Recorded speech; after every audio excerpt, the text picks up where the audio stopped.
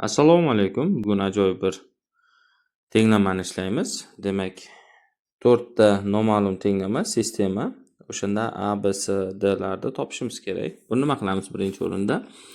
Bu yerdan biz masalan B ni topib olsak, A ni topib olsak, A teng 1 minus 1 taqsim B yoki B minus 1 taqsim B bo'ladi. Demak, A miz B minus 1 taqsim B.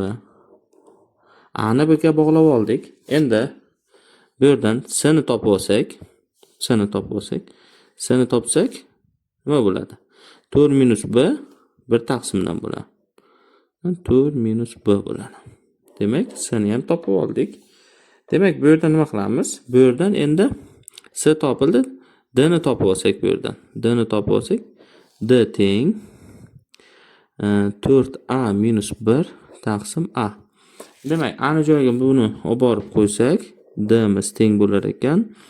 Nima bo'lar ekan? 4 ga ko'paytirsak 4B minus 4 4 ga ko'paytirdik. Endi ayrilgan B bo'ladi. Xo'p, taqsim B minus 1 bo'ladi. Bu esa 3B minus 4 taqsim B minus 1 bo'ladi. Demak, buni endi mana shu yerga olib borib qo'ysak, demak, B plus 1 taqsim 4 minus B teng 4 ga. Buning minus birinchisi ekan. Minus birinchisi. Bu teng bo'lib qoldi. Mana buga borib qo'yamiz. Demak, C miz nima edi? 1 taqsim 4 minus B plus 1 taqsim D miz endi B minus 1 taqsim 3B minus 4 teng bu yerda 1 ga.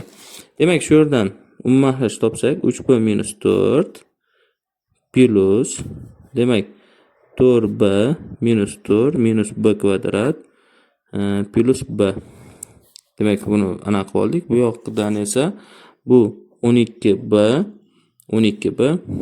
minus 16 demak minus 3B kvadrat demak plus 4B. Demak, mana 3B kvadrat bu yoqqa bo'lsa 2B kvadrat.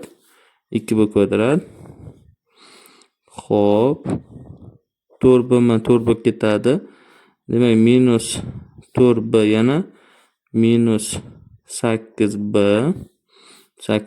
Demak, mana minus 8 bu plus 8 bo'ladi teng 0. Demak, B kvadratimiz 4B plus 4 teng 0. B minus 2 ning kvadrati ekan. B bu yerda 2 ga teng ekan. B 2 ga teng bo'lsa, demak, bu yerda bizda A miz necha bo'lar ekan? 1 taqsim 2 bo'lar ekan. C miz 1 taqsim 2. D miz esa 6 bo'lsa 6 2 1. Demak, D miz ham 2 ekan. Misol ishlandi.